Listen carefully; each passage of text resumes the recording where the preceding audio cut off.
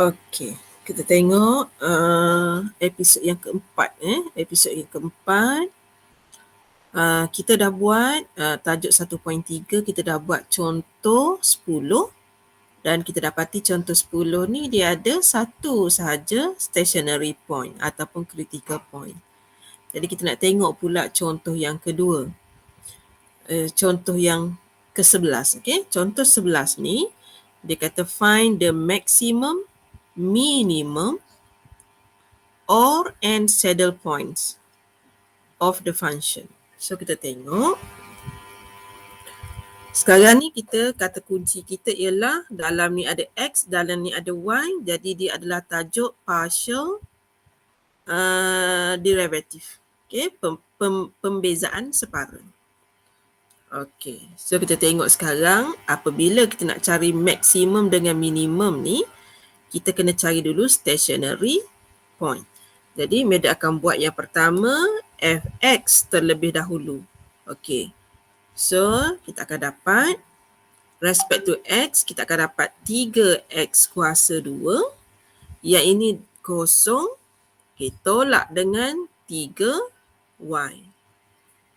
Okay, itu step yang pertama. Step yang kedua, Mama Z kena buat fy. Okay, fy pula. Yang ini kita akan dapat pula kosong kan? Okay, so kita akan buat tinggal lagi 3y kuasa 2 tolak dengan 3x. Itu step yang pertama. Step seterusnya, kita kena ambil jawapan kita ni 3x kuasa 2 tolak dengan 3y ni samakan dengan kosong. Ni adalah persamaan 1 dan 3y kuasa 2 tolak dengan 3x ni sama dengan kosong. Yang ini adalah persamaan yang kedua. Okey, so seterusnya kita ada macam ni. Sebab itu daripada sekolah menengah kita belajar dah nak selesaikan persamaan serentak. Okey, kalau kita nak permudahkan lagi, nombor 1 tu kita boleh buat. Dia akan dapat x kuasa 2 tolak y sama dengan kosong. Jadi x kuasa 2 itu bersamaan dengan y. Okey, x kuasa 2 tu bersamaan dengan y. Jadi kalau pelajar ambil nilai ni, contohnya pelajar ganti di sini contohnya. So dia akan dapat 3 tempat y itu kuasa 2 tolak dengan 3x sama dengan kosong. Okey, kalau pelajar kata boleh tak nak permudahkan? Okey, jawapannya boleh. Okey, katakan pelajar nak permudahkan dulu. Okey, dia nampak boleh permudahkan. Okey, pun boleh. Iaitu y kuasa 2 tolak dengan x sama dengan kosong pun boleh. Okay, so mungkin kalau kita stop dekat situ, kita boleh masukkan ni ke dalam sini.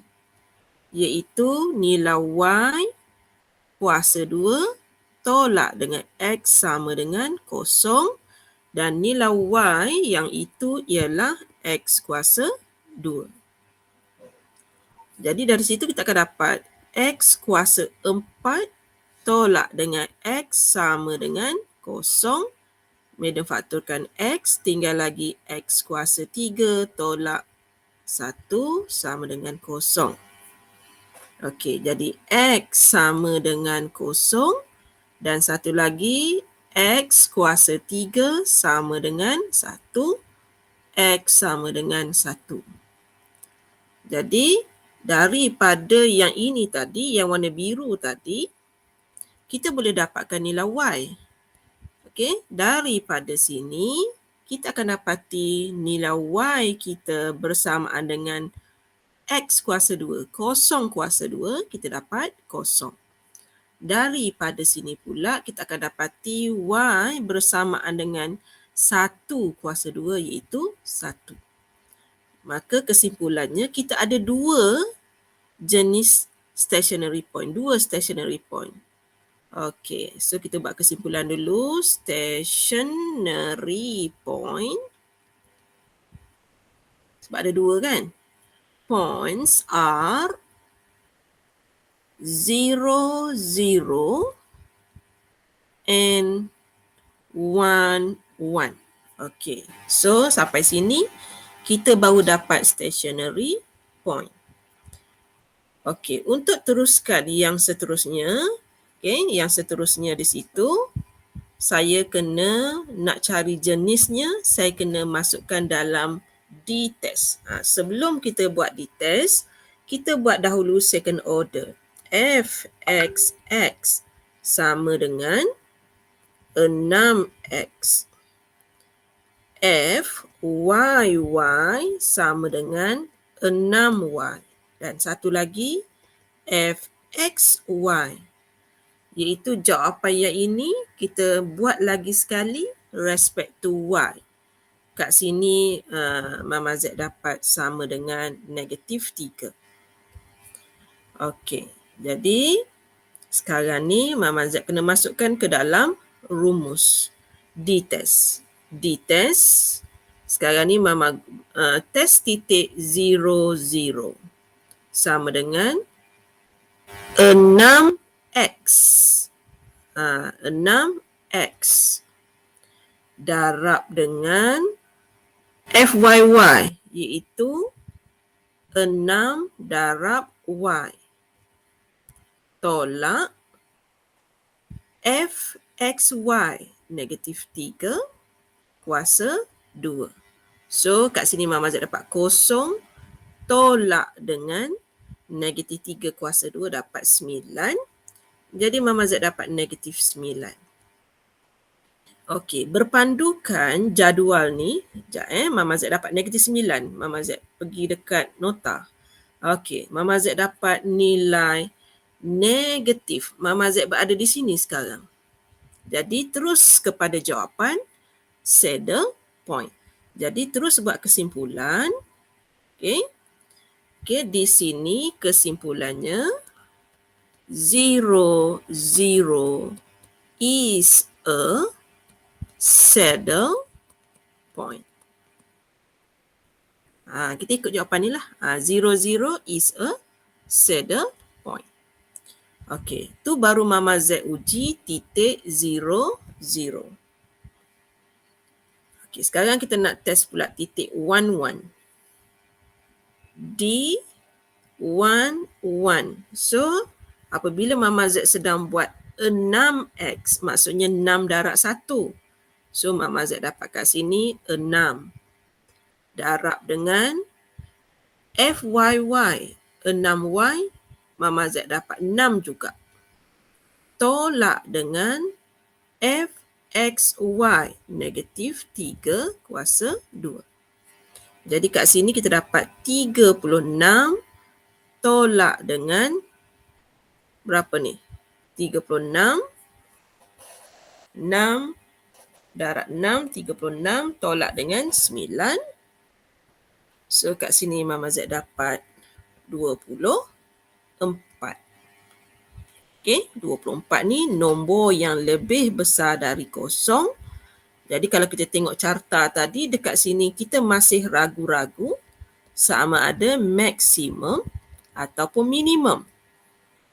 Okey, oleh kerana ada dua pilihan jawapan ni, kita kena teruskan dengan memerhatikan apakah nilai Fxx iaitu 6x, 6 darab dengan 1 bersamaan dengan 6 iaitu nombor yang lebih besar dari kosong, maka kata kuncinya adalah senyum.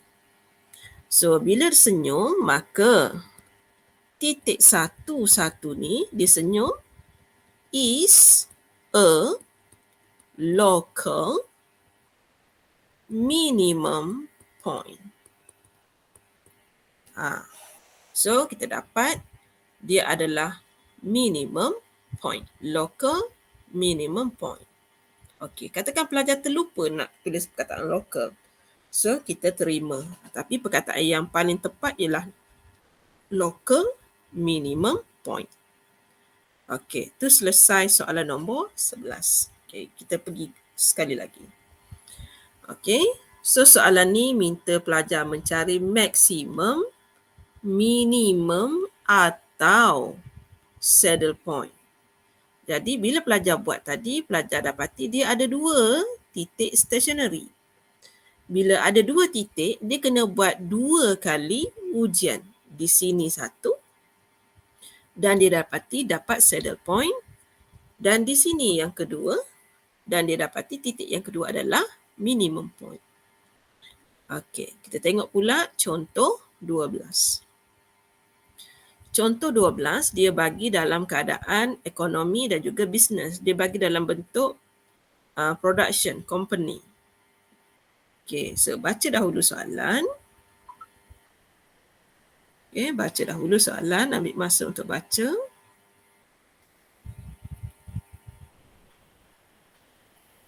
Okey, so ada 2 produk X dan Y. Berapa unit yang perlu dihasilkan in order to maximize the profit? If the profit function is given. Ni adalah profit function. Dia bagi. Sampai warna biru semua. Okey. Soalan dia ada 2. Yang warna kuning ni ya. Yang pertama dia tanya how many units. Yang pertama. Yang kedua, how much is maximize profit? Is the maximize profit. So ada 2 soalan. Jadi yang pertama, sebab ni tajuk aplikasi, pelajar buat benda yang sama, cuma kita ikut fungsinya profit. Kita buat dulu respect to X.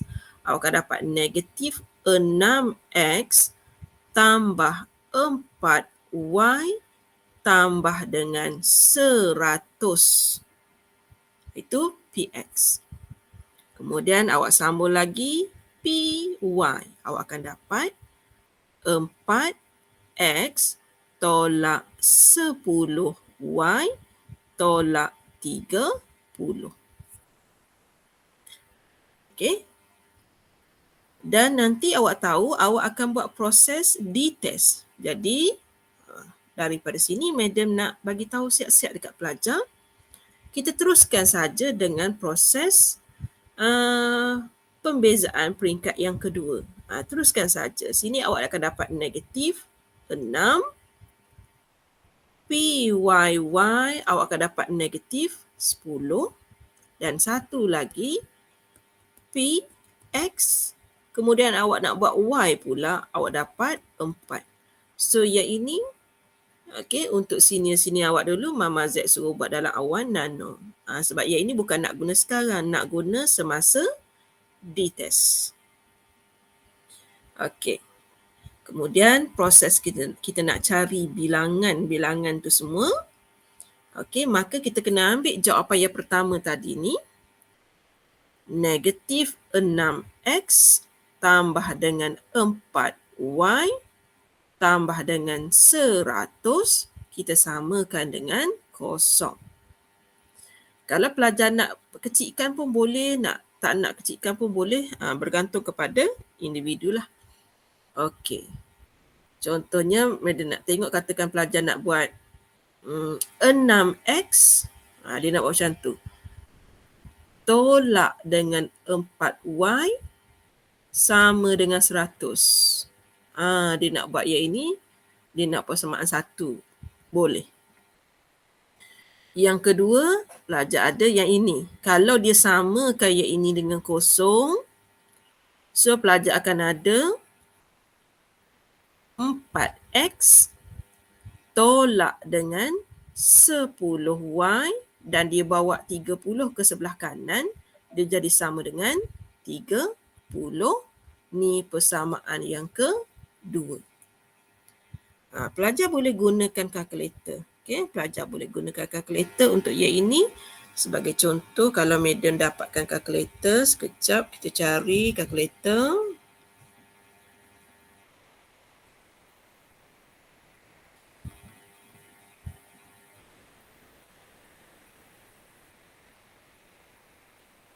Okey, so kalau kita dapatkan kalkulator untuk pelajar, so kat sini madam tekan mod, madam ambil nombor 5. So sekarang ni Madam ada A, B, C, nombor 1 lah. Okey, kita masukkan 6 negatif 4 100 4 negatif 10 30. Okey, so nilai pertama yang dibagi X 20. Okey, X 20, kemudian Y 5. So daripada simultaneous kita buat ni, kita akan dapat X sama dengan 20, Y adalah 5. Jadi kalau kita nak buat how many unit ni, kita nak jawab soalan ni dulu. How many units? Jadi kita kena bagi jawapan. Yang pertama, 20 unit of product. Produk mana? Produk X. Dan dia ada 5 units of product Y. Sebab kita nak menjawab soalan yang pertama dahulu, how many unit should be produced for each product in order to maximize the profit. So, Mama Z kena jawab soalan ni dahulu. Okey, selepas siap. Okey, selepas siap, walaupun soalan ni kita tengok dia tak minta pun ditest, tapi kita kena buat proses tersebut. Okey, so proses tersebut kalau untuk tunjukkan untuk tunjukkan. So Madam try guna warna. Okey. So kat sini kalau Madam test D, kemudian Madam masukkan nilai X dia 20, nilai Y dia 5, kemudian Madam gunakan nilai-nilai di dalam awan nano ni, Madam akan dapat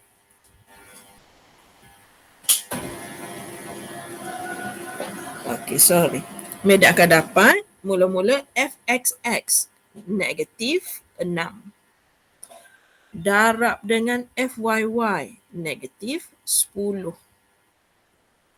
tolak dengan 4 kuasa 2. Jadi Madam ada 60 tolak 16. Okey. 60, sekejap Madam clearkan dahulu. 60 tolak dengan 16. So Madam dapat 44. So semasa sini kita masih ada 2 kebarangkalian sama ada maksimum ataupun minimum. Untuk kita confirm betul tak dia ni maksimum, kita kena buat satu lagi, iaitu kita kena tengok dekat PXX kita tadi bernilai negatif 6. Iaitu nilai ni kurang dari 0. Jadi bila dia kurang, dia senyum ke masam, dia akan masam. So bila dia masam, bila dia masam, itu terbukti bahawa existnya maximum value. Itu pembuktian yang seharusnya kita buat. Sebab soalan kita sekarang soalan subjektif, kita kena tunjuk semua benda ni. Kemudian, selepas kita dah berjaya menunjukkan kewujudan maximize ni, ini nak menunjukkan kewujudan betul tak maximize ni wujud. Jadi kita kena tunjuk. Kemudian barulah kita jawab berapakah keuntungan maksimum. Jadi pelajar kena tengok balik soalan dia tu. Pelajar ada P. Madam padam dulu yang warna biru ni, Madam tulis satu-satu. Kita ada P. P. Kita akan gantikan X dengan Y. X kita 20, Y kita 5. Sama dengan, so Madam ada negatif 3, X kuasa 2 tambah, X kita 20. Kemudian tambah dengan 4, X Y tambah 100 X tolak 5 Y tolak dengan 30 Y tambah dengan 1,500. Okey. So kalau kita nak kira macam ni panjang panjang. Jadi medium bagi cadangan kita guna kalkulator. Okey, kita guna kalkulator. Medium tulis kat bawah ni kita masukkan seperti soalan. Negatif. Okey, sekejap kat sinilah.